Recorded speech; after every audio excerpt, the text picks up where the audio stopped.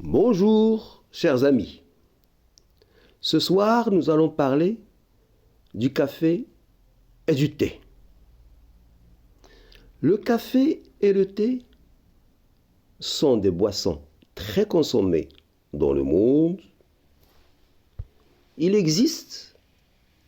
contiennent tous les deux de la caféine, substance naturelle qui stimule le système nerveux central et permet d'augmenter la vigilance et la concentration.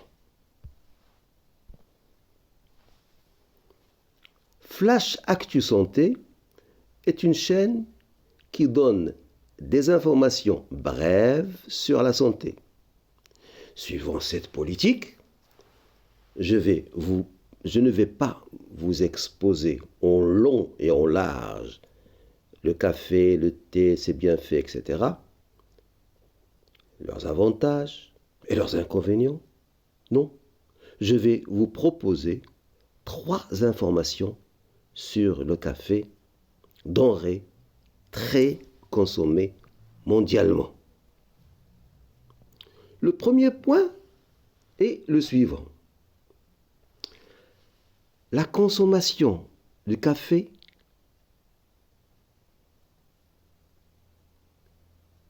et le risque de calcul biliaire.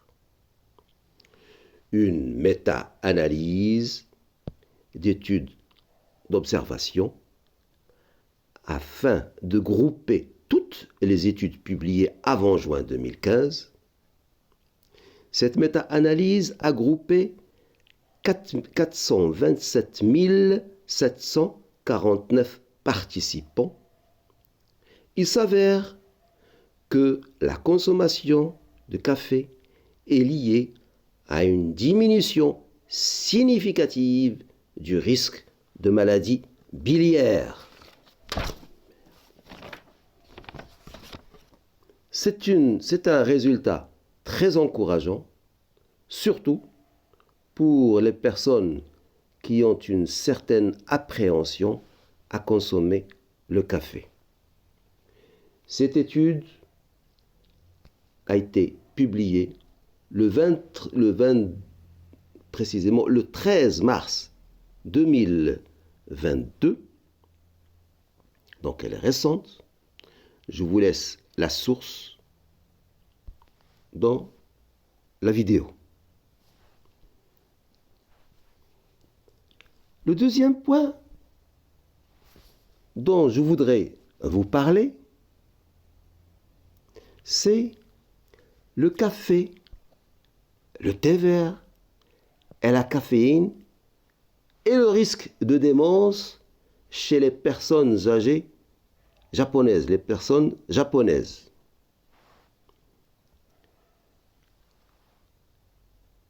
Cette étude a été réalisée au Japon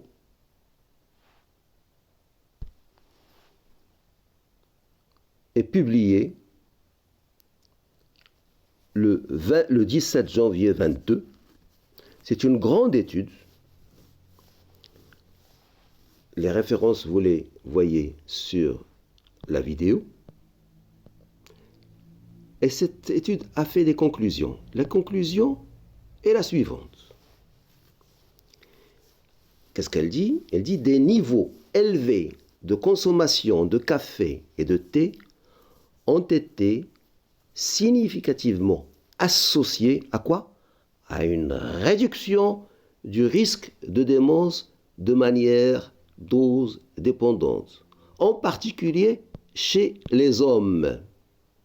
De plus, une consommation de café de plus de 3 tasses par jour était associée à une réduction de 50% du risque de démence.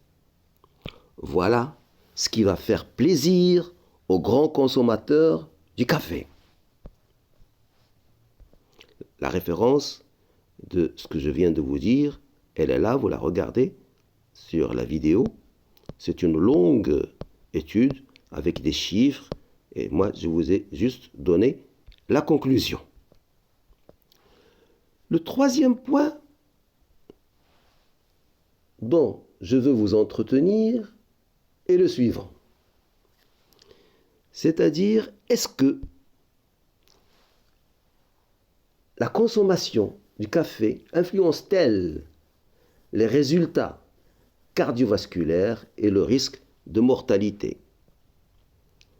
Bien que le café soit l'une des boissons les plus consommées dans le monde, les données disponibles sur les effets à long terme de sa consommation régulière sur la santé cardiovasculaire sont limitées. Et là, je vous présente justement cette étude que vous voyez sur la vidéo. Voici les références et voici toute l'étude que je vais vous résumer. Cette étude anglaise, avec 468 629 participants, a permis la conclusion suivante. Une consommation légère à modérée, une demi-tasse à 3 tasses par jour, est associée de manière indépendante à un risque plus faible de mortalité, toutes causes confondues, et aussi, bien sûr, les causes cardiovasculaires et les causes d'accidents vasculaires cérébraux. Une consommation légère à modérée et une consommation élevée de café sont associées à des résultats cardiovasculaires favorables à la fois en termes de santé cardiaque et artérielle. Donc, cette étude dont je viens de vous citer les résultats, elle est faite en janvier, le 24 janvier 2022. Si le café ne provoque pas d'effets secondaires chez une personne, genre tachycardie, vertige, etc., on peut alors en consommer. Certains cancérologues n'hésitent pas à dire que parfois le café joue un rôle préventif dans certains cancers. Alors, à vos tasses! Si vous avez aimé cette vidéo, vous pouvez liker si vous le désirez, comme vous pouvez vous abonner pour ne rater aucune autre vidéo. Flash Actu Santé vous remercie de votre attention et vous dit à demain.